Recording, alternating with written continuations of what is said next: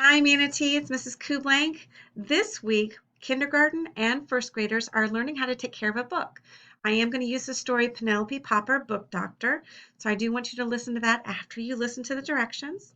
You're going to read the story together, and then you're going to learn the 4 book care rules that we use in the library. Sometimes we tend to let our pets get a hold of our library books, and it's just important that we learn how to take care of our books. Um, those 4 book care rules, let me just give you a little refresher because I like to use motion and and and tunes to kind of help remember things. So let me teach you the 4 book care rules. Then you can dive into the story, listen to the story. It'll make sense when you hear Penelope Popper's experiences and her adventure in the library. And then after that, make a list of those 4 book care rules. And then if you want, try checking out a book or putting a book on hold using Follett Destiny or reading a book in our BPS Sora. So today's all about reading and learning how to take care of our books. So our book care rules. Number 1, book care rule number 1, wash your hands before reading a book. Wash your hands before reading a book. Book care rule number 2, turn the pages by the corner. If you look at books, you'll notice that there are actually 4 corners. When you're reading a book and you're turning the pages, we have a corner 1, 2, 3, and 4. If you turn the pages by the corners, guys, the pages won't tear. A lot of kids, and even myself, I make the mistake. I turn from the middle of a page or the bottom middle of the page. Try to turn the pages by the corners. That's right.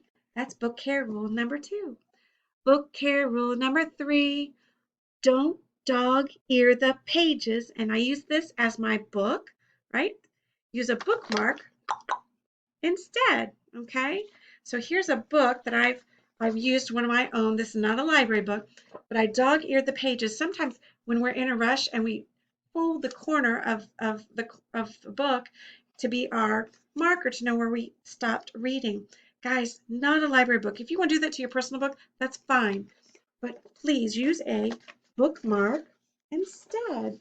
And that way our pages won't get folded. And sometimes when they're folded, they easily tear the next time. So if we're sharing all of our books with all 800 plus students at Manatee, we need to take care of our books. So turn the pages by the corner, wash your hands, don't dog ear the pages. And the 4th one, this is the most important one. I say keep books safe from babies, pets, and liquids. Babies, pets, and liquids. And the reason why, just like I showed you, sometimes our pets like to read our own books.